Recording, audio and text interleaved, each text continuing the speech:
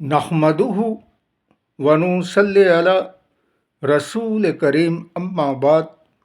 पश्चिम बांग्ला राज्य all India मुजद्दिदिया mission सर्वधर्म सम्मेलन कमेटी के सदस्य हैं हम मोहम्मद आसिफ।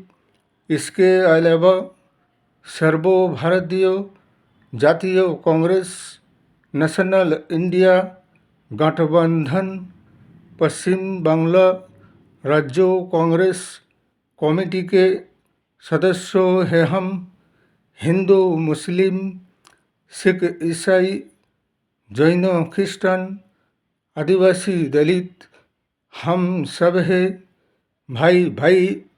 मजहब नहीं सिखाता आपस में बैर रखना। हिंद है हम, ये वतन है हमारा। आखिरकार बेईमानी की और बेशर्मीपन की और बेहयाई की कुछ हद होता है। जब किसी नाकाबिले शख्स के हाथ में राष्ट्र और देश और राजगद्दी और शासन आ जाता है देश का, तो सत्ता और शासन व्यवस्था का दुर्व्यवहार तो होएगा ही।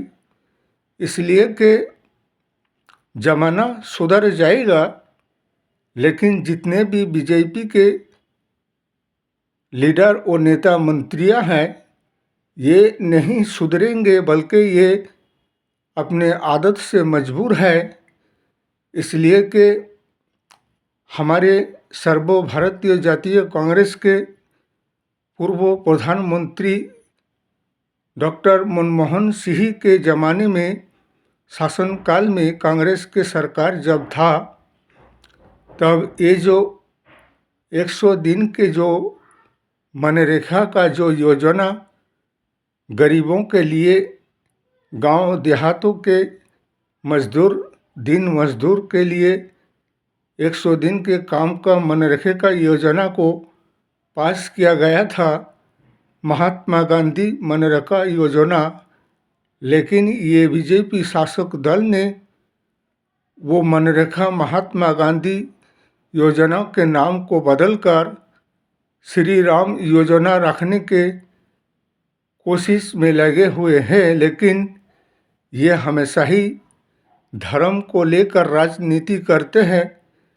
इसीलिए महात्मा गांधी सारा विश्व में एक महान आदमी और व्यक्ति है, इसलिए कि उनके नाम से सारा राष्ट्र व सारा विश्व के लोग उन्हें श्रद्धा, भक्ति, सम्मान करते हैं। लेकिन ये हमेशा ही से किसी के नाम को बदल देने से और किसी आइन कानून को बदल देने से क्या देश का विकास हो जाता है क्या? और हो जाएगा क्या देश का कल्याण हो जाएगा? बल्कि ये इतिहासों को कलंकित बनाने वाले और इतिहास को बदलने वाले सरकार है ये। इनसे कुछ होता नहीं है, लेकिन नाम बदलने में माहिर है। अब तो इनको चाहिए कि जितने भी इनके लीडर, नेता, मंत्रियां हैं, प्रधानमंत्री से लेकर मुख्यमंत्रियों तक, सबको अपने अपने नाम को भी बदल देना चाहिए, चेंज कर देना चाहिए। इसलिए कि उनके नाम भी तो बहुत पुराने हो चुका है। जब तुम किसी योजना के नाम को बदलते हो, किसी के नाम को बदलते हो, किसी राज्यों के नाम को बदलते हो, किसी गांव के नाम के बदलते हो, तो फिर अपने नाम को भी बदल लो। इसलिए इसे विकास और उन्नयन नहीं करते हैं, कहते हैं, बल्कि ये विनाशकारी राजनीति है।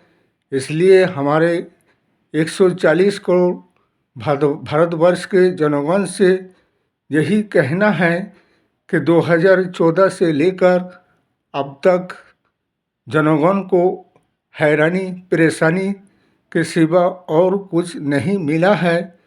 ये 40 करोड़ जनगण जनसाधारण का बदनसीबी और दुर्भाग्य की बातें हैं कि ऐसे नाकाबिल शख्सों के हाथ में राजगद्दी और शासन व्यवस्था आ गया है। इसीलिए सत्ता का दुर्व्यवहार हो रहा है। कोई किसी के बहन बेटी को छेड़ रहा है जैसे कि उनका बहन बेटी घर पे नहीं है।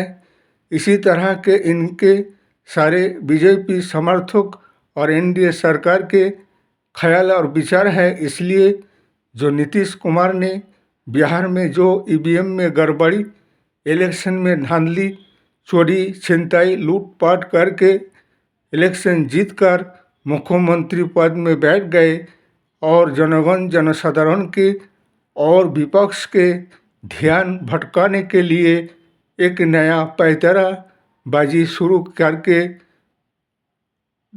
सदन में विकास के नाम और मुद्दे से भटकाने के लिए ऐसा काम को अंजाम दिया। इसी तरह पार्लियामेंट में भी बीजेपी शासक दल ऐसा ही करते हैं।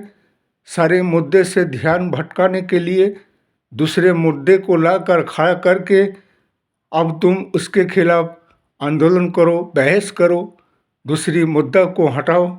ऐसा नहीं होगा, बल्कि जो भी मुद्दा है उस मुद्दा पर ही बात रहेगा। चाहे तुम कितने भी बात को लाकर सामने रखो, लेकिन विपक्ष का जनगण का ध्यान को नहीं भटका सकते हो।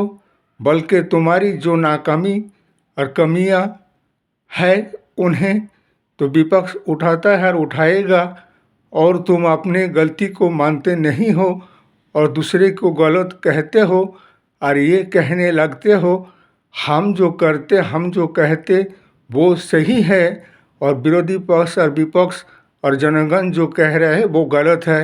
ये तो हो नहीं सकता है। हर तरह से संविधान के खिलाफ काम किए जा रहे हो।